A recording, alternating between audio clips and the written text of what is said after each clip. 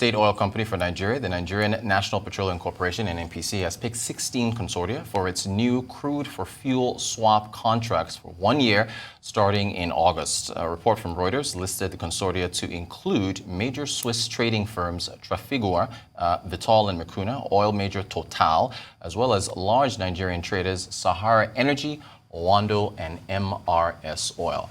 What does this all mean with respect to how much Nigeria pays for bringing in refined crude into the country? What does this mean for the pace of the refineries as far as their rehabilitation is concerned? What does this mean for the ongoing negotiations between Labour and the federal government on deregulation? Well, to answer all these questions, we have joining us right now Ayodeji Ebo, investment analyst with Chapel Hill Denham. Ayodeji, good morning to you. Thank you so much for joining us. Good morning. Thanks for having me. So as far as an overview of the crude oil swap deal, how should these deals be viewed? Are they a temporary measure for Nigeria? They've been around for a few years now. How do you categorize them?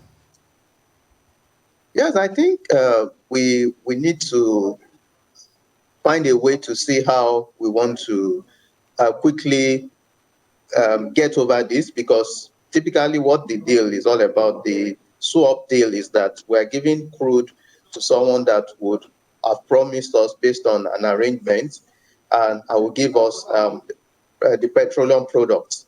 So I feel that there's a lot of value that we may be able to get if we're able to either we're refining or we're even selling directly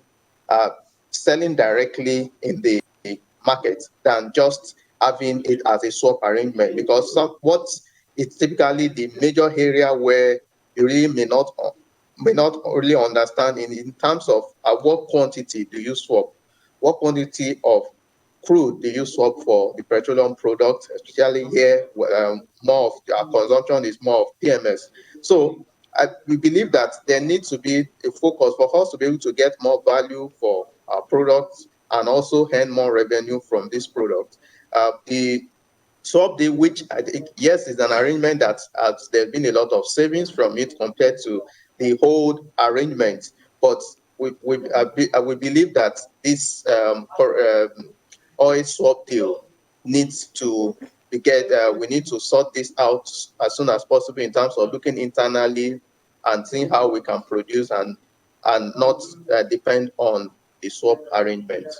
Thank you so much. In an interview last year, NNPC Group Managing Director Amela Kyari said the direct sale, direct purchase had resulted in savings of more than $1 billion a year since its introduction. Now, perhaps this is an obvious question, but would we be saving more with working refineries?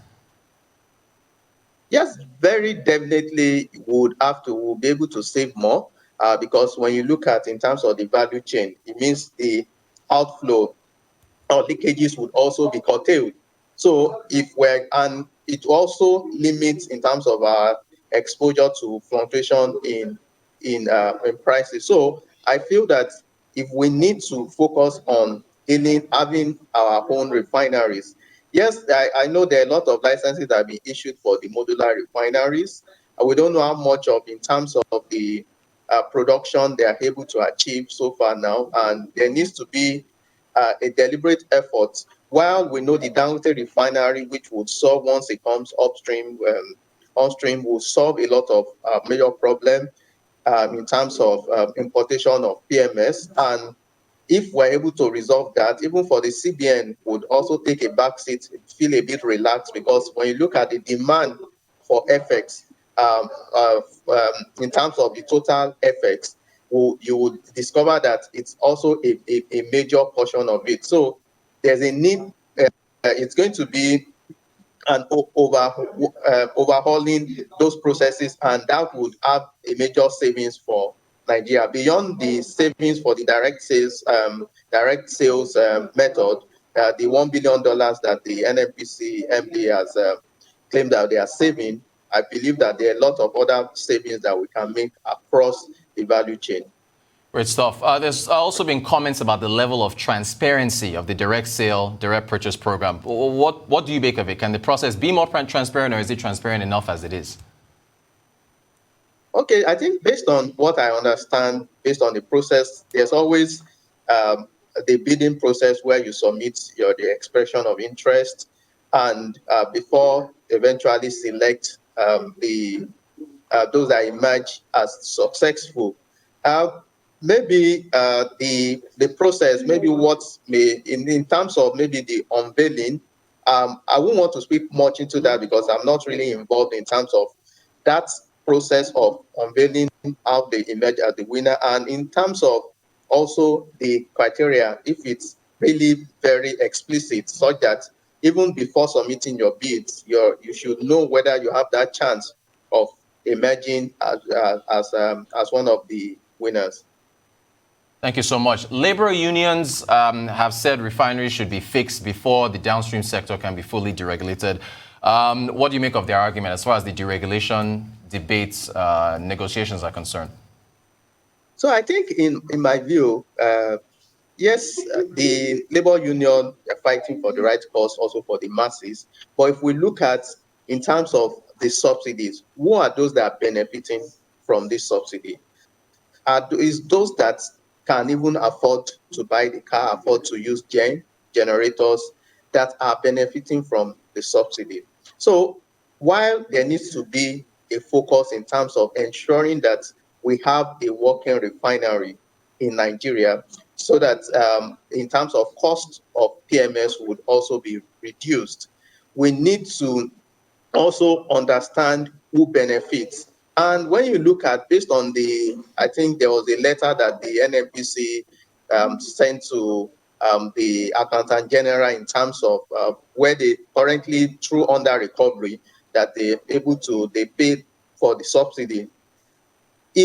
And when you look at the impact, so we know for government, it is based on what they earn, they are also able to invest. When you look at capital expenditure, we account for this year about 29% of the budget, is always at the receiving end. Once governments don't receive, or once they are unable to meet up with their revenue, you always see that challenge in terms of implementation. So at the end of the day, I feel that the masses may be the one that may feel this brunt.